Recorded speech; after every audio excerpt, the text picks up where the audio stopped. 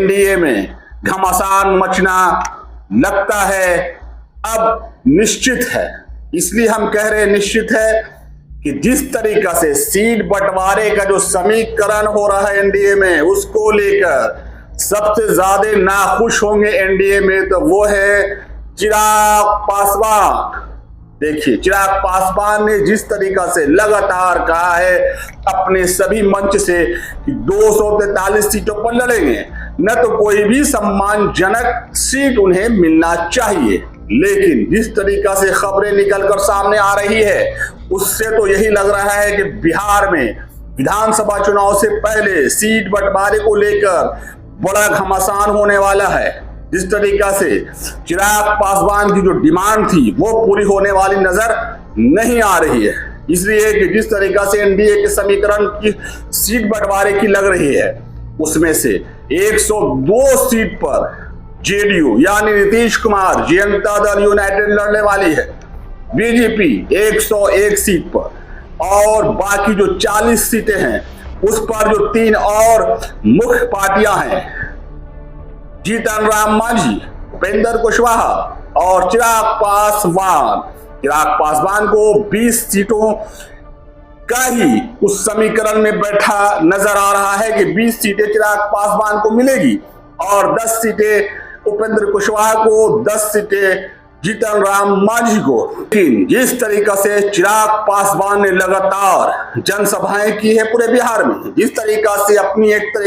राजनीतिक गलियारों में अपनी पकड़ मजबूत बनाई है, जिस तरीका से उनका स्ट्राइक रेट है लोकसभा में, 5 सीटें लोकसभा में उन्हें मिली थी, 5 सीट पर चिराग पासवान की पार्टी ने जीत दर्ज की थी। 100% लोकसभा में उनका 100% स्ट्राइक रेट रहा है। उस बिना पर ही चिराग पासवान कहीं ना कहीं पूरी तरीका से दबाव बनाने के मूड में आ सकते हैं। इसलिए हम आपको कह रहे हैं लगातार चिराग पासवान कहीं ना कहीं हर मंच से 243 सीट का जो आवाज था वो बुलंद करते आए हैं कि 243 सीट पर हमारी पार्टी तैयारी कर रही है। बीच बीच में उन्होंने नीतीश कुमार को भी पूरी तरीका से घेरा था, इसलिए कि क्राइम के जो ग्राफ बढ़ा था उसको लेकर चिराग पासवान ने नीतीश कुमार पर भी हमला बोलना शुरू किया था। लेकिन कहीं न कहीं इधर शांत हैं। सीट बंटवारा का अब समीकरण जब आ रहा है तो लग रहा है बिहार में एनडीए बिखरती नजर आएगी क्या, इसलिए कि उसमें जीतन राम मांझी भी अपना कहीं न कहीं रोल दिखा सकते हैं, जैसे हर बार वो रोल दिखाते हैं। चिराग पासवान 2020 में भी पूरी तरीका से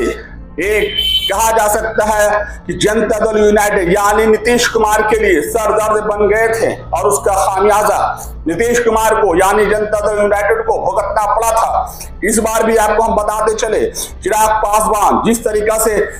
लगातार अपने मंच से जिस तरीका से कह रहे 243 सीट, लेकिन नजर तो 243 क्या उसके आसपास का जीरो भी नजर नहीं आ रहा है। इसलिए आपको हम बताते चले कि जिस तरीका से एनडीए का सीट बंटवारा का समीकरण निकल कर सामने आ रही है, पूरी बातें अभी और निकल कर सामने आएगी, लेकिन चिराग पासवान के लिए तो कहीं न कहीं खतरे की घंटी नजर आ रही है और उस खतरे की घंटी में एनडीए पूरी तरीका से खतरे में आ सकती है। इसलिए चिराग पासवान 243 सीट या उनको सम्मानजनक सीट मिलनी चाहिए, लेकिन 20 सीट तो मानेंगे कभी नहीं, ऐसा हो सकता है। इसलिए हम कह रहे हैं जिस तरीका से चिराग पासवान ने बिहार में अपने आप को मजबूत किया है, 5 लोकसभा सीटें जीती है, 100% उनका स्ट्राइक रेट है, उसको देखते हुए चिराग पासवान पूरी दबाव बनाएंगे एनडीए पर। उनका जिस तरीका से उम्मीद है कि वो 50 से 60 सीट का दावा कर रहे थे, जिस तरीका से लग रहा है 50 से सीट का दावा जो हो रहा था वो पूरी तरीका से